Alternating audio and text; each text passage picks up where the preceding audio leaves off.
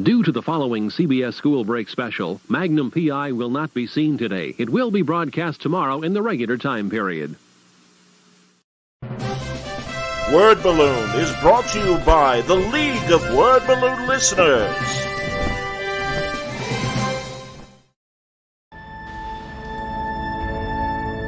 Years of work pretty much into this big coffee table book, which now is benefited by a show like this where you can see a lot of this stuff that I newly created and some of the older stuff I've done.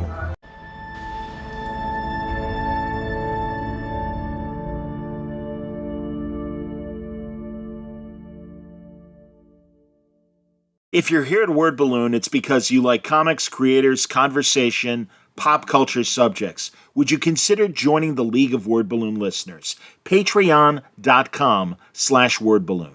For just $3 a month or more, you'll get exclusive access to the Word Balloon e-magazine, featuring transcriptions of some of my best conversations. When you subscribe, you'll also be part of the Word Balloon Book Club, where Brian Michael Bendis and I will pick a comic every month to review and discuss live with the League on this show. Join the League today, patreon.com/wordballoon. Thank you always for your support, League of Word Balloon listeners. Mark Evanier, long time coming, man. So welcome to Word Balloon. I didn't mean to scare you with my loud booming voice, but it's really great to finally have you on my podcast. Thank you for coming on. Well, thank you for asking me. I've been waiting and waiting. I don't know what took you so long. I don't believe you, but it's cool. I'm very excited to talk about this book, The Essential Peanuts Gallery from Abrams. Man, it is just everything you've ever wanted to know and really covers the decades of this incredible comic strip well. And of course, you're the right guy to do it, Mark. Congratulations on this book. Well, thank you. It was exciting. It's a lot of fun to be paid to read Peanut strips. I totally respect that. Mark, what was your first exposure to Peanuts? Because you're not as far back that you were there. I think maybe in the early '50s when it started. But tell me about your first exposure to the strip. Well, I can't tell you when I first discovered this strip any more than I can tell you when I discovered chocolate or sunshine or TV or anything like that. It just was a part of my life for a long time. My father loved newspapers, and at that time in LA, we're talking mid-50s here. We had two major morning papers and two major afternoon papers. And eventually, the company that published the morning and newspaper, they merged and they went down to two. But for a while there, we were getting 4 newspapers a day in our house. So I had 4 funny pages to read each day, plus the other comic strips sprinkled throughout the newspaper. And it would be nicer for the selling of this book for me to say that Peanuts was the only strip I read, and I read them all. I loved all of them, and I didn't necessarily have a favorite thing because I didn't need to. My favorite thing was just reading all the comic strips, and then I was reading comic books also as well. Sure. And just absorbing an enormous amount of this material, and Peanuts was just a constant. It was just a strip that I read every day, daily and Sunday. And then when I discovered the Peanuts paperback collections, I of course had to have all of those. I still have the actual physical books I owned back then, which are in terrible condition from having been read over and over and over again. And there were even a couple of them where I tried drawing in the books. I was trying to learn to draw Charlie Brown and Snoopy and all those characters, and in the margins, or I would try to trace some of Schulz's drawings. And I got to the point where at around age 7 or 8, I could draw a darn good Charlie Brown and Snoopy for a 7 or 8-year-old. And I still can. I can still draw a good Charlie Brown and Snoopy for a 7 or 8-year-old. But it depressed the hell out of all the kids at school. I would draw them on somebody's book cover, and then everybody else would want it on their book cover too. And I also drew Popeye for the kids. And the Nice. And then as I was researching this book, I read about Schulz talking about how when he was a kid, he drew Popeye on kids' notebooks for status. It was a very impressive thing that you could do that somebody else maybe couldn't. So I identified a lot with it. And as I got older, I just kept reading Peanuts and reading Peanuts and watching the TV shows when they came on, and loving the strip. And I got to start meeting Mr. Schulz and be around him a bit. And he kept telling me, asking me to call him Sparky. And for some reason I couldn't. I had no trouble addressing other cartoonists I knew on a first or nickname basis. But there was something about Charles Schulz, the author of the most popular comic strip in the history of mankind, that I would, if I called him Sparky, I'd say that name in about 5 syllables, stammering it out. So when they came to me and asked me to write this book, it took me a long time to agree to do it. I think it took a fourth of a second. And I didn't even know when it was due or how much they'd pay me or if they'd pay me. I just said, yes, how could I not be a part of this book celebrating 75 years of Peanuts? I'm 73 years old. So Peanuts was around for 2 years before I was. And I don't know exactly what I discovered is to finally answer your question. That was fantastic. And also, I will point to the audience and let them know that you're a fantastic 20th century pop culture historian. So many great special features on DVD sets. You're an expert in animation. You knew Jack Kirby as a kid and assisted Jack Kirby at times. I'm really good at things that don't pay any money. Blog, convention panels. Oh yeah. Being an expert on stuff, podcasts. I if there's no money in it, I can do it very well. Mark Wade and I follow your panels very deliberately because when we get to moderate panels, you're our model. You're our template, sir. Oh, that's frightening. Well, were you at Comic-Con this past year? I was not. Tell me about it. Well, I did 19 panels there. Two of which were about Peanuts. And people kept saying to me, why the hell would you do 19? What prompts you to do that? And the answer is, number one, I enjoy it. Number two, I have nothing else to do. I don't want to sit behind a table and sign my name. I don't want to walk around. I'm having trouble walking because of a broken ankle. I don't want to sit in my room. But if I host the 19 panels, I get to be part of 19 events that I like the subject matter of, and I have a place to sit down. And I have people who get me things. I can say I need a cheese sandwich, and someone will get me a cheese sandwich. It's a lot of fun, and all the panels were enjoyable because I got to talk about comics and animation and other subjects near and dear to me for 4 solid days. That's beautiful, man. And again, I knew I couldn't hold a candle to you. I did 10 panels at a Connecticut convention back in August. So again, you're a wimp. You're a yeah, sissy. I know, man. We're all chasing you. You're Denny McClain, and I'm a relief pitcher. No, man, I get it. No, I got to the point where I just said I enjoyed, it as a freelancer. My days are all varied. I do different things every day. I don't have a typical day, and I just do things and I feel like it for the most part, except when I have a podcast, I've got to be, in front of my computer at a certain hour, something like that. And it was kind of fun to live by a schedule for 4 days and to have a schedule that said, okay, at 8 o'clock, you're eating breakfast here with this person. At 9 o'clock, you're interviewing this person. At 10 o'clock, that's the person that's interviewing you, and so on, and have the whole day mapped out like that. And I had, as I said, 2 Peanuts panels on the list. And I sat at the Peanuts booth for 1 hour signing things. And I had a lot of people come up to me and tell me what their favorite Peanuts strip was. They were excited about the book. And they said, oh, I've got to tell you, I hope this strip is in there. And even if it wasn't, I lied and told them it was. I got to be the recipient of an awful lot of love that was directed towards Mr. Schulz and his creations. Years ago, I wrote a book on the history of Mad Magazine. And I remember I was in Vegas one day, and I suddenly got a flurry of text messages and emails saying, congratulations, you got a rave review in the New York Times review of books. Like that was the most incredible thing you could do as an author. And I ran around, and of course in Vegas, it's hard to find a copy of the New York Times because no one reads in that city.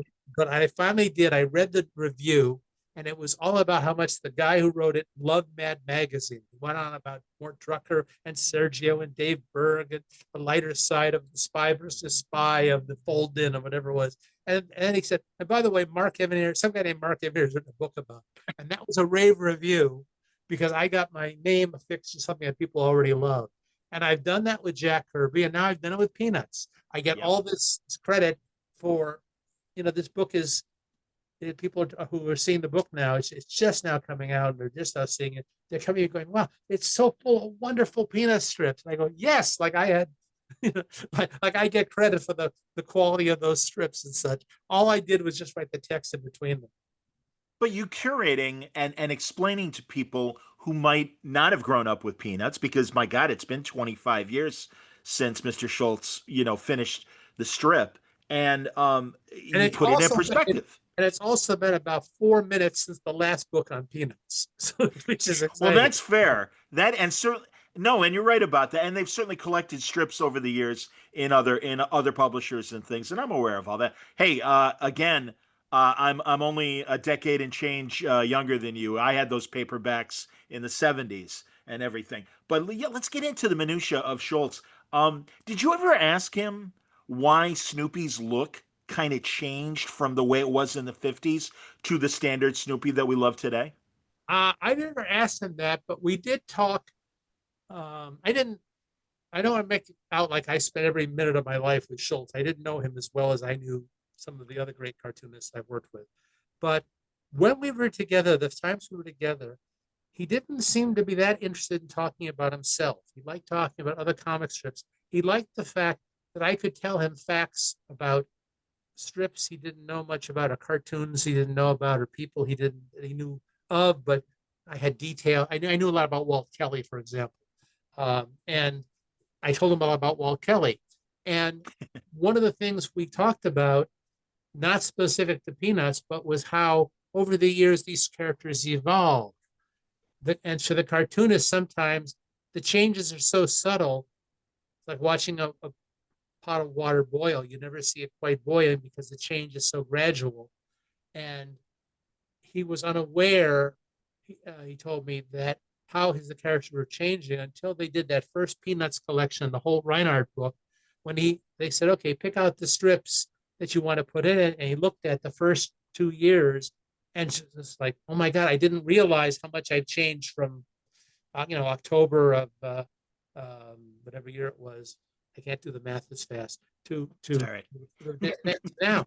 And as a result, the first Peanuts book has very few stuff from the first 6 months in it. He knew he had to put some of those strips in, but he got to the later ones faster because he was just kind of a little, horrified is the wrong word, kind of nonplussed and amazed at the fact that the characters had changed so much without him being conscious. There were changes that he was conscious of, but they changed a lot. And if you look at, the classic first Charlie Brown strip, and you look at a strip 1 year later, that's a very different little boy. And then he get later and later. And then there came a point where he finally kind of figured everything out. And in the same sense, the characters develop personalities that they didn't have necessarily at first. It was not Lucy who first pulled the football away from him in front of Charlie Brown. It was Violet. It became Lucy's job later. The strip evolved and got better and better. It was a pretty good strip the first couple of years, but I think the longevity of it has to do with what it became around 1960 and there on in. And the 60s were an amazing time for it. The 70s were even better. You read my mind, Mark, because truly I wanted to focus on the 60s and 70s. And my God, and again, you were the right age to experience all that stuff. The Royal Guardsmen doing Snoopy and the Red Baron. And I mean, I know as a little kid, that was like a great song and everything in the 70s. So yeah, but that's just one wrinkle, and there's other wrinkles I want to talk about regarding the 60s. But yeah, Snoopy and the Red Baron became such a big deal. As you know, even Get Smart did a parody episode with Siegfried as the Red Baron. Clearly it had to be inspired by what was happening with Snoopy and the Red Baron. Yeah, well, it's amazing how Peanuts wasn't just a comic strip, it became part of Americana. I probably once a week before I even started on this book would use a Peanuts reference in my day-to-day speech, like saying, oh, that's like, Charlie Brown expecting to kick the football this time. Or that's like Linus waiting out in the pumpkin patch for the great pumpkin, or whatever. There's so much of it that's part of our vernacular. There's so much of it that's part of our references. And, we all identify it to some extent with someone in the strip. We've all had Charlie Brown moments in our lives. Everybody practically has had that moment when, gee, I wish I was friends with that little girl over there, or whatever. And we know that feeling of rejection, that it seems to be unattainable, or the frustration that you can't seem to figure out how to make that work. And we all kind of wish that our pets and the animals in our lives thought like Snoopy. It's interesting how we project personality and motive onto them. For a long time, I was feeding feral cats in my backyard, and I'd go to the pet food aisle of the grocery store, and I'd pick out cans of food for them. Like, okay, I think they like chicken, and oh, I know this one really loves the fish, and this one loves the chopped kidney. And these are feral cats; they'll eat anything you put down in front of them. And they had never exhibited the slightest preference for the chicken over the turkey, over the cranberry sauce, whatever the food flavors were. And yet we project that. And what goes on in Snoopy became a superstar when Schulz started giving him thought balloons. The first few years he appeared, he was just a dog, a cutely, nicely drawn dog, but he was just a dog. And he never aspired to anything but being a dog. He never, flew into battle or went to the moon or, turned into a helicopter on us. And he became this larger than life dog that I think is what people would like to believe their pets are like, the way they function and think. Fantastic. Apollo 10, of course, he's the mascot. He had Charlie Brown, but obviously that's the big thing. And, they had the patch and everything, and so much iconography of that period. You're a Good Man, Charlie Brown, Broadway, 1960s. Off Broadway. Pardon me. Oh, because it came back a few years ago on Broadway also. But it was fascinating. One of the fascinating things about that show was it became one of the most performed musicals in the world, partly because Peanuts was so universal. Everybody knew it. Everybody wanted to see it live. It was a very good show for parents to take their kids to introduce them to the premise of live musical theater, which kids need to learn at an early age, so they'll grow up to become adults who go to live musical theater. But also, it was a show that you could put together for about $12. If you were to say, you and I said, okay, we're going to do a production of this, you can put it in any house of any size. You can do it with one piano. I think when I first saw it at the Ivar Theater in Hollywood, it was one piano and a drummer.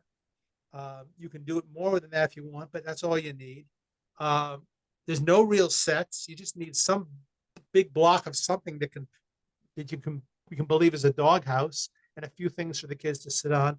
They did it with like just blocks, no real sets, and the costumes are real easy. You just have to find a yellow shirt and put a zigzag line on it for Charlie Brown, and everybody else can pretty much wear their own clothes. And it's very cheap to do. It's very simple. You also can rearrange the orders of the acts. You can put your own in there. People who actually, when they would stage You're a Good Man, Charlie Brown, would get Peanuts books themselves and say, oh, let's act this strip, which is how the show was written. There's a writer credit on it to a person who never existed. The guy who's credited for the book, the book of a Broadway show is usually like, here's Neil Simon wrote the book, or here's Peter Stone wrote the book. Well, nobody wrote the book. They got together a bunch of actors and director, and they had a bunch of Peanut strips, and they just started reading them out and staging them. And they just took Schulz's strips and usually verbatim, and maybe padded 2 or 3 together. They found 3 or 4 strips in a sequence and made that into it. And they all of a sudden had a script for an off-Broadway show. And you can still play with it. People still do. Tomorrow, again, if you and I put that show on, we might think, hey, let's put in a Red Baron bit. Let's put in whatever we wanted. And it's very easy. Again, you don't need sets, you don't need costumes, you don't need fancy arrangements. It's a very easy show. It's a very accessible show, and everybody gets it. Tell me also about the Vince Guaraldi relationship with the cartoons, with Schulz, because jazz was, again, for younger people, they don't realize that jazz was still a very big format, like rock and roll was back in the 60s. And my God, I can't think of anyone else that should have scored Peanuts. Some that laid back jazz sound that Guaraldi brought to the cartoons was just amazing. Yeah, well, the Peanuts strip was the work of one man. A cartoon show is a work of multiple people. And one of the people who had major success was a man who I got to work with and know very well, named Lee Mendelson. Lee was a producer I worked with for 10 years, I guess. The smartest producer I worked for, which at one point I would have said, that's not hard to be. But I worked for a lot of good producers too. Lee was the best. He was the most honest producer I ever worked for. At one point, he called me up and he said, I'm sending you a check for $8,000. I said, why? And he said, oh, I just did some math and I shorted you $8,000 last year. How many other people will catch their own mistake and make up for it?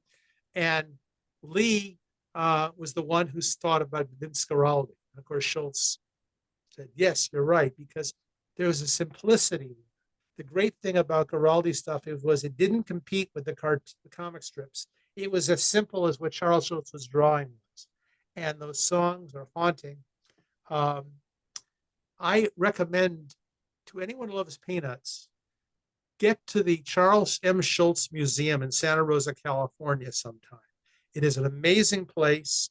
You will be stunned by how much you'll learn there and how much you'll enjoy it. The people who work there love Peanuts. They love to be asked questions. They love it if you can stump them and make them go look it up to the answer. But one of the things that I enjoyed most going there, and I'm going to be there in the middle of November to sign books, but across the street is an ice rink, the Schultz's ice rink. And he used to work in a studio upstairs, and there's an ice rink there, and there's a snack bar. And I remember the first time I was there, my partner Sergio Aragonis and I were sitting in the snack bar with Jeannie Schulz, Charles Schulz's widow, who has done an amazing job of protecting the heritage and staying true to Peanuts and answering that question, what would Sparky want? We're sitting there and I look over, it's an ice rink. It's about 40 degrees in that room, maybe less. And there's all these little 10-year-old kids skating. They're all bundled up. They're all got hats and bundles around. You can't see much of them. And they're skating out there and they're playing Vince Guaraldi music. Wow. And I look over, it's a scene from Charlie Brown Christmas, life imitating art imitating life. And I'm sitting there thinking, well, that's probably Schroeder, and that's probably Violet, and that kid over there with a little dust cloud around him. We know who he is. And I just got like a chill, not just because it was cold in there, but because it just came out of nowhere. Nobody set it up. Nobody said, hey, let's create a tableau of the cartoon. No, it was just naturally occurring there. And I just sat there. People were saying to me, Mark, are you paying attention? No, I'm looking at the kids on the ice. I just love it. So if you get to the Schulz Museum, walk across the street and go to the snack bar and have yourself a sandwich or something like that, and just watch the kids skating. It's a beautiful, beautiful thing. I can't skate. I can barely walk. Oh, please. My ankles give out on me as well, Mark. I respect that. But you're going to be at the museum November 15th specifically. We'll let the audience know for a signing for the book and everything. I'm so glad you brought up Jeannie, because that is such a great story, how they met at the ice rink and fell in love, and especially after the frustrating first marriage that Sparky had. And I've certainly read the books and I've seen the documentaries. And people watching and listening right now may not realize that Lucy was based on Schultz's first wife. To a certain extent, yeah. I mean, he managed to put that perfect amount of his own life into the strip. Not too much, not too little. He just put the truths, or what he believed to be the truths, in there. And the strip, one of the many things that the book emphasizes is how much he was the sole creator of the strip. You know, some of the greatest cartoonists in the world, when they got a newspaper strip and had enough money to do so, they'd hire someone to draw their backgrounds, they'd hire someone to do their lettering, they'd hire someone to give them gag ideas. Walt Kelly had assistants, Al Capp had assistants, Milton Caniff had assistants, Mort Walker had a factory of assistants. I mean, there was just things like that. I've ghosted on a few newspaper strips, writing gags for the Wow. cartoonists and things too. Charles Schulz never let a drop of ink get on those pages unless he put it there. And there were his ideas constantly. And, you know, near the end, his line was getting kind of shaky. Again, part of the book, there's a sad part to the book about his last years. When he didn't know they were his last years, he couldn't plan to do a last couple of months of this. He couldn't plan to resolve some of the dangling storylines, maybe, or whatever. He just all of a sudden gone. It was stopped on him. But nobody would have faulted him if he'd said, let's bring someone else in to do the inking because my hand's getting shaky. Let's bring someone else into the lettering. No one would have canceled the strip. Nobody would have complained, but he was just determined. This is how I did it all this time. This is how I'm going to go out doing it. And you have to admire that. I certainly do. It was not mandatory that he do that. I think he could have afforded an assistant or two. He had a couple of bucks, I heard. To say the least. And really, you think about merchandising today, and Schulz was doing it at a very quieter, not as in touch media world. I mean, again, you're a longtime fan of comics. My God, he didn't need popcorn boxes reflecting his products. Well, he had other things like the toys, like the paperbacks, like the greeting cards. I mean, yeah, so he did amass this amazing thing, and that's great. And I'm glad that he's the guy that benefited most from it and everything. Good for him. Yeah, there was a quote of his I read someplace, and I couldn't find it, the source of it, to include it in the book. The Schulz Museum people were wonderful about fact checking everything and making suggestions and saying, hey, here's a piece of information. Here's an interview with his. Maybe you should read this because it'll inform what you're writing about this. Excellent input from all those people there. But nobody could find this one quote I remembered where he talked about how he was walking or driving down the street one day and he saw a kid wearing a Linus t-shirt or a Charlie Brown t-shirt. And he just thought, he didn't think like some people would, oh, I just made $1.11, He thought, wow, I just love it that what I've done means so much to that kid. He wanted to wear the character. He wanted him on his notebook. It was a sign of the reach. And that's one of the things you learn if you go to the Schulz Museum, the reach of this man's work. We are unaware, most of us, how universal, how around the world they know Peanuts. In fact, years ago, I had to entertain a group of cartoonists from Japan, and we had very bad language. The translator needed a translator. And at some point, I just drew this, how I drew Snoopy when I was 7 years old on a piece of paper, and they all lit up and began drawing their favorite Peanuts thing. We all just kind of, we couldn't speak really in any sort of level like you and I are speaking here, but we could draw pictures for each other. And I tell you, one of the things I used to do, and I haven't done it for a while, I'm eager to do it again. I would go to elementary schools. I would get invited to elementary schools, and I teach the kids about cartooning. And part of the routine was, if you look at a picture of Charlie Brown full face, he has that unusual squiggle for a hairline. It's a certain little squiggle, and it's not hard to learn to draw.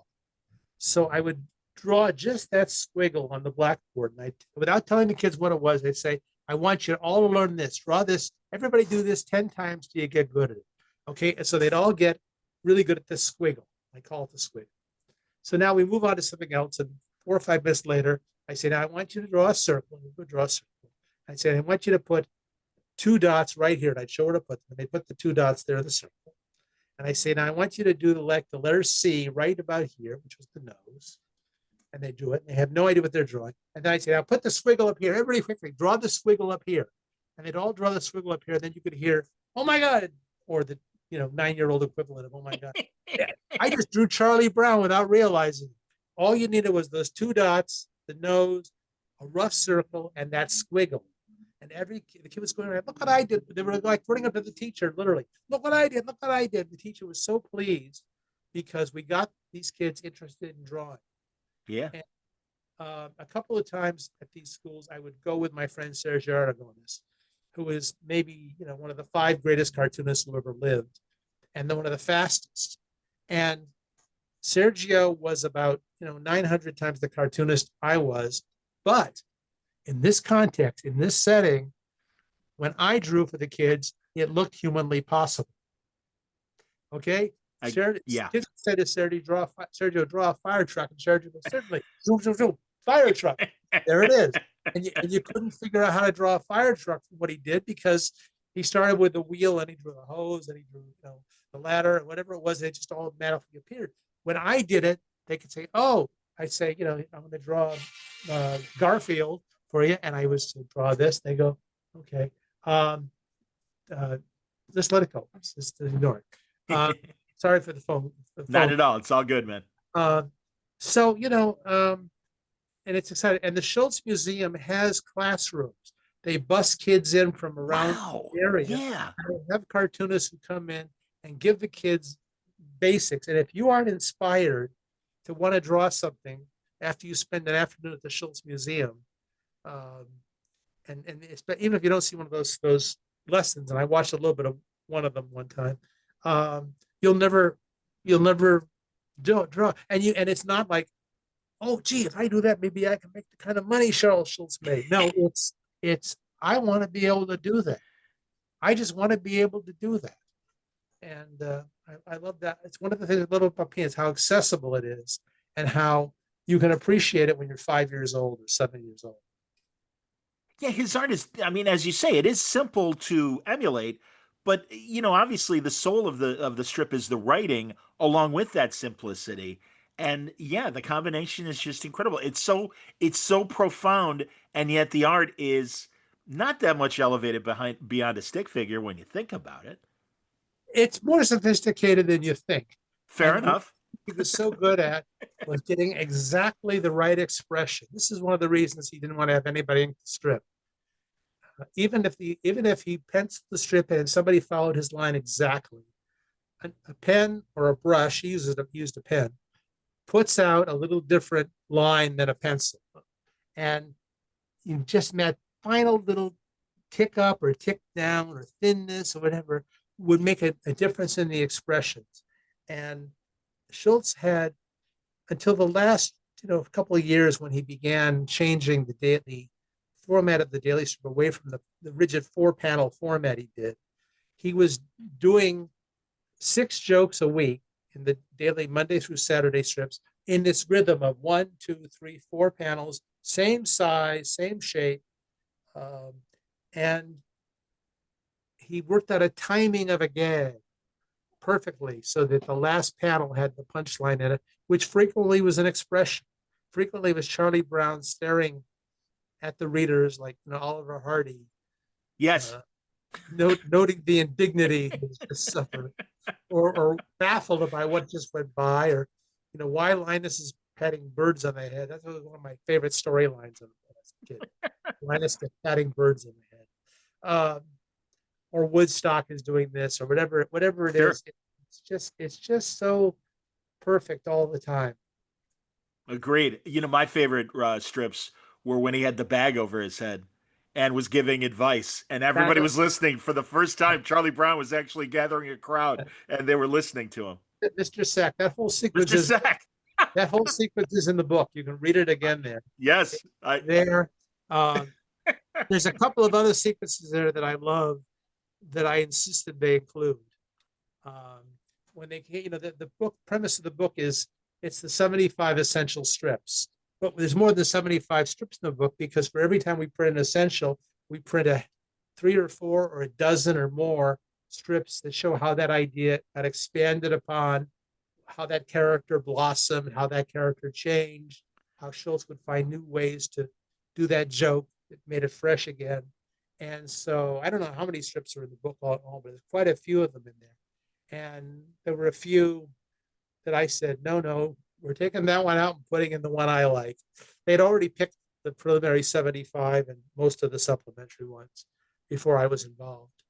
And there were a couple, and of course I know that when this thing comes out, I'm going to hear from everybody I know. Great book, but what happened? Why isn't the strip in here where Snoopy did that, or Linus did that, or whatever, or there isn't enough, pig pen in it, or whatever it is. I know I said it's such a personal thing that people are going to take it personally when I don't have their favorite Shermy strip in there. Sure. And, it was so great in the book seeing some of the characters. Now, Shermy, obviously one of the originals along with Violet, but some of the characters that have come along, the years like Five, and of course, Franklin making a big statement in the 60s. And I didn't remember Jose, the Hispanic peanut. There's a page in the book that just shows all these characters, and you'll be stunned by how many people are populated, because I think most people think the strip is just Charlie Brown, Snoopy, Linus, Lucy, Peppermint Pat, Woodstock, about and the thing is that Schulz kind of proved he could do the strip with like a cast of 8, but he didn't. He kept coming up with ideas. I remember a period after Peppermint Patty was in for a little while, it suddenly blossomed. It was almost like the Peppermint Patty strip, guest starring Snoopy occasionally, or something. Yes, like Charlie Brown occasionally. And in the book, I quote Schulz talking about how people discuss the idea of spinning it off and having it be a separate Peppermint Patty strip. And he decided not to do that because he was working hard enough to do one strip. Oh God, every day. And he didn't want to farm it out to somebody else. That wasn't his style.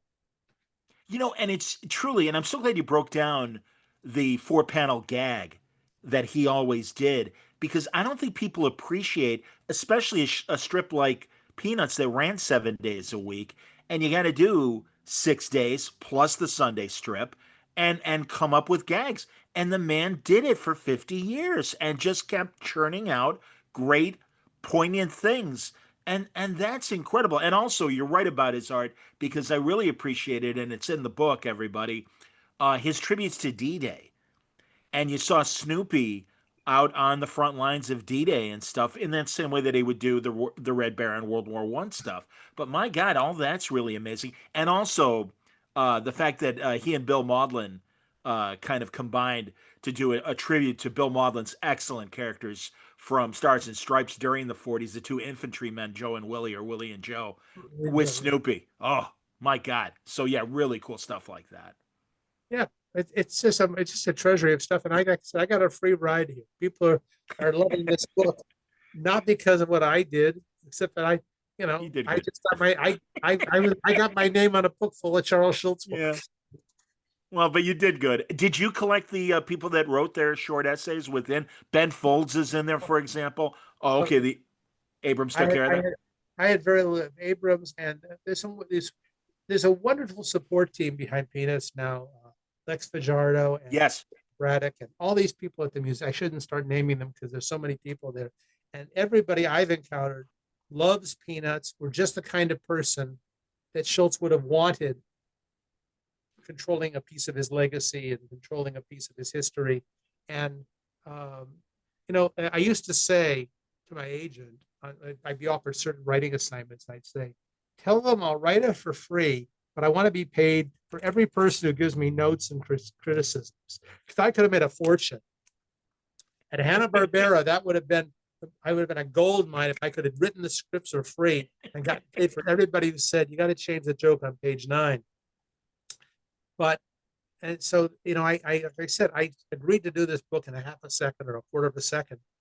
And then if I had any brief negative thoughts, and they lasted half a second, a quarter of a second, was, oh, I'm going to have to hear from all these people at the Schulz Museum and all these people at Schulz Creative Associates and all these people who are Peanuts experts, and they're going to be, ripping this stuff apart. Nobody ripped anything apart.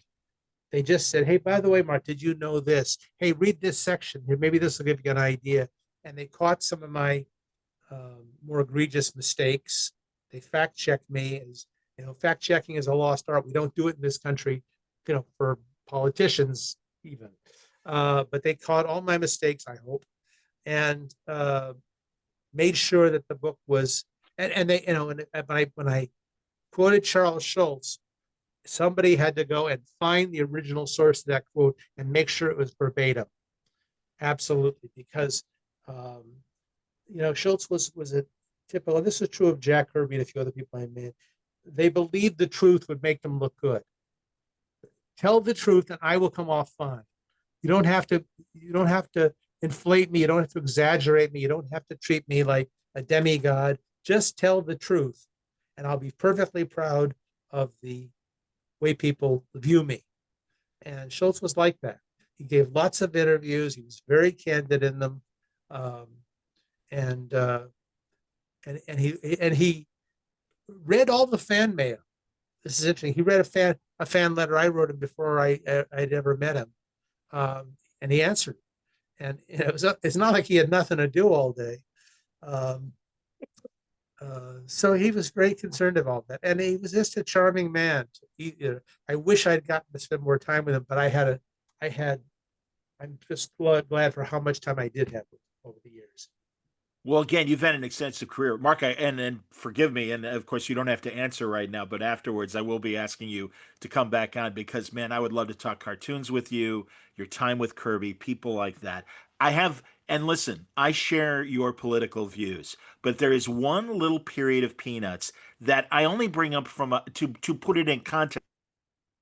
If it's something you considered, even when it was happening, the centennial of the Civil War was covered in Peanuts, and there are strips that they were wearing Confederate hats. And again, I don't think with any. I don't even know because again, I wasn't there, and I know that Mr. Schulz was a liberal and everything. But can you just contextually? And again, I don't mean to bring up any sore subject per se, but can you give me your observations of that moment? You're the first person to mention that to me. It didn't even really occur to me. I knew it was in there. I read all the strips over. Schulz. This is the byproduct of doing it all yourself. He maintained an attitude. He was the kind of guy who, if a joke seemed a little questionable, you went, "Wait a minute, this is Charles Schulz. I must be misunderstanding this. I trust him." And it's interesting. There were times when he got a little controversial, and he did a couple of strips where people on this side of the issue would go, "Hey, you're on our side. Can we reprint that?" And people on the other side would write to him and say, "Hey, you're on our side. Can we reprint that?" And he never gave permission because he didn't want the strip to be seen in any partisan context. Anybody saying this is Schulz saying this here. Sure. Say the guy spoke for himself. The message was in there, and one of the things I tried to do in the book is not to put words in his mouth, not to say he was obvious. I'll tell you a quick story here. I'm a big fan, as you probably are, of George Harriman's Crazy Cat strip, and I had on my wall downstairs, I have an original Crazy Cat by Harriman next to an original Peanuts by Schulz, next to an original Pogo by Walt Kelly. Wow. In the 30s, I think it was, or 40s, they put out a hardcover collection of Crazy Cat strips. And E. Cummings, the famous poet, wrote the introduction to it. He wrote this long, wordy introduction about here's what Harriman was thinking about this, and here's what Harriman meant this. And Walt Kelly, when he got a copy of this, he loved the Harriman strips, of course, but he took construction paper, cut it to the size of a page, and glued it over E. Cummings' words to obliterate them all. And then on the last page of those pages, he just wrote on it, "Thank you, Mr. Cummings," which is, I don't really need you to tell people what I wrote and drew. And that's when we put together the Pogo books, which I edit or co-edit now. We try not to read Walt Kelly's mind. And Schulz didn't want people reading his mind, I don't think. I'm reading his mind when I tell you that he didn't want people reading his mind, but I think the work always spoke for itself. It was always self-explanatory. If it wasn't, he certainly had enough days afterwards to go back and clarify and such. And there are cases where he went back and revisited an idea and took a little different slant on it. I really don't know what to think of the Civil War strips, other than I think they were historically important. And that's all I think they were there for, was historical importance.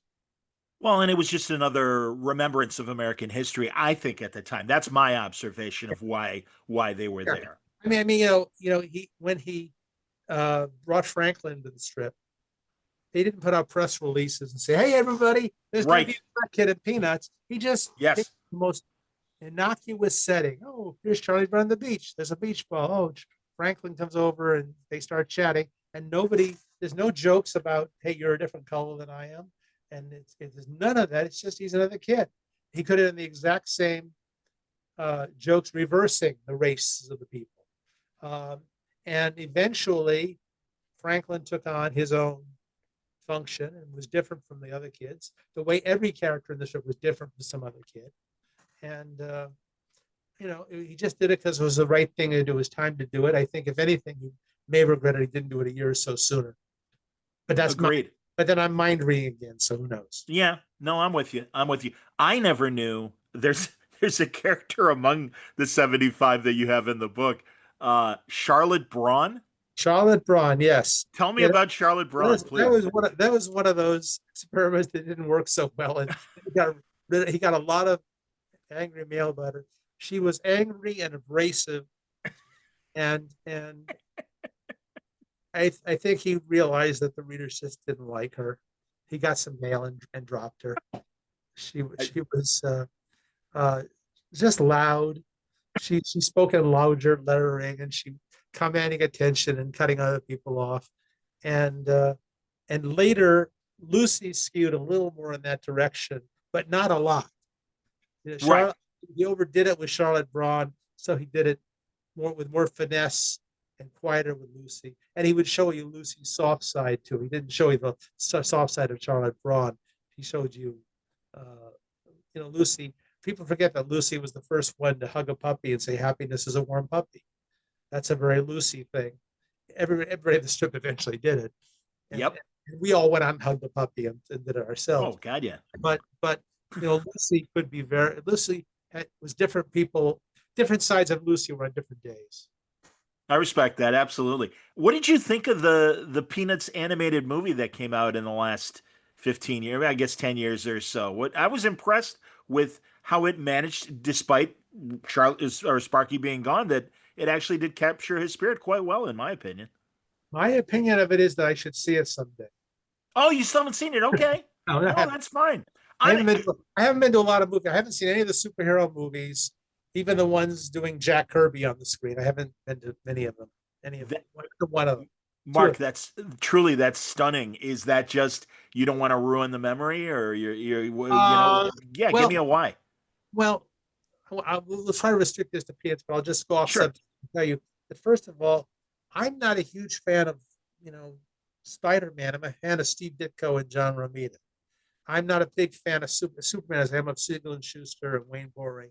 I still haven't seen a James Bond movie made in the last few years that I thought had James Bond in it. It had someone called James Bond. My James Bond isn't in them. So, and I don't get to a lot of movies. When I go out, I go to plays and comedy clubs and things like that. You can always see a movie later. It's always there. It's permanent. It's fixed. No movie will ever be unavailable again, because they're all digital, stored, and there's millions of copies of them around. So I can see any of these movies anytime I want. I can't go see, the last time I went to New York, I saw these great shows on Broadway that aren't there anymore. So, but I went to the first superhero movie I went to see was the X-Men movie, the first X-Men movie. 99, yeah. And I would have walked out on it, except I was sitting next to Stan Lee at the screening. And I didn't like the movie. I thought it was loud. I thought there was a lack of that the personality that some of the better writers, including Chris Claremont, had infused the comics with was not there. I thought it was gimmicky and loud and explosions in lieu of intelligence. And I was very, very angry about the tiny microscopic billing they gave Jack Kirby in the closing credits. And it made me mad. And I thought, why go to these things if they're going to make me mad? And Sure. the only other one I've seen was the Justice League movie, Oh boy. which I was sitting at the big premiere up here at the Hollywood Highland Theater where they do the Academy Awards. They had the screening there, and I was Okay. all the people of DC Comics, and I was having trouble hearing the movie because all around me everyone's going, "Why did they do that to that character? Why did they?" Oh, no, he wouldn't say that. No, no. Wonder Woman wouldn't do that. Oh no, Superman wouldn't say that. They were all around me, and I thought, well, so I don't dislike these movies. I just haven't gotten around to. There's other stuff in the world I want to see more. I respect that. Well, it isn't great, but it's gotten slightly better as far as the respect for Kirby. But again, you being an intimate of Kirby's would likely, still find a lot of, things missing. I have an emotional connection to Jack Kirby Sure. that most people do not have, even if they love his work.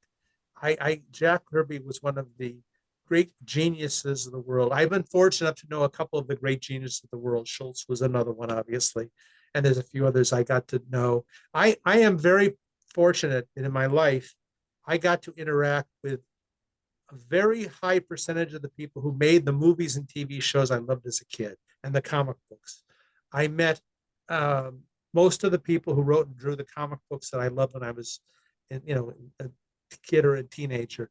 I kind of stopped going to comic conventions apart from those in California because there was no one I wanted to meet at them anymore. I used to go to a comic convention in Texas and hang out with Al Williamson, or go to a comic convention in Chicago and hang out with Joe Kubert. And now everybody in that era is gone, either has died or they're too old to go to conventions. So there's no one I want to meet. And when I go to San Diego, one of the frightening things now for me is there's 140,000 people in that room, and the person with the oldest credits in professional comics there might be me. This year I was in second place in that little category. There was one guy who'd been in comics before me at the entire convention. Last year there were 3. The year before there was 1. One of these years I will be the person who was in comic books the longest at the convention, and I still feel like I got in the business a couple of weeks ago. Well, I respect that. And also, I remember you being on one of your, I don't remember if it was a Silver Age or Bronze Age panel, but you were talking about how sadly we were losing all the Golden Age artists, and you used to do the Golden Age panel, and then you were doing the Silver Age panel, and it really was a Bronze Age. I mean, Len Wein, thankfully, was still with us. Louise Simonson was on that panel. And I respect that. And truly, Mark, I love News From Me. Everybody, that's Mark's blog. It's fantastic, and it is such a great deep dive in 20th century pop culture in a way that I think you're unparalleled, Mark, honestly, and I'm not being nice. Why haven't I done your podcast many times by now? Well, again, man, I've been waiting to talk to you about a lot of this stuff for years. You can talk about more important people than me, but anyway, I'll tell you about them if you have me on. I'll tell you about the important people. I kind of like not being in the spotlight. I respect that much but I feel like I met all these people. I have stories about them. I have observations about them. When one of them dies, I feel compelled to share maybe the special viewpoint I had about them with people. And, I feel very, very fortunate. And, again, I got paid to spend 6 months of my life immersed in Peanuts. Yes. That's a great job. I was immersed in Peanuts when I was 8, but nobody's giving me money for doing it. It's my father at one point. My father was very supportive of all this stuff, but at one point he kind of said, "Mark, you're sitting around watching cartoons all day. What's that going to ever get you?" And it got me a career. It got me, when Hanna-Barbera first put their cartoons out on home video, and we're talking beta here. That's how long it is. Go on. They hired me to pick out the selections on the very first reel. They wanted a whole bunch of Huckleberry and Yogi Bear and Quick Draw cartoons, and I did it from memory. I said, "Get me a print of this cartoon and this cartoon," and then I sat in a little editing bay at Hanna-Barbera watching the cartoons that had watched when I was 9 and making sure they were as good as I remembered.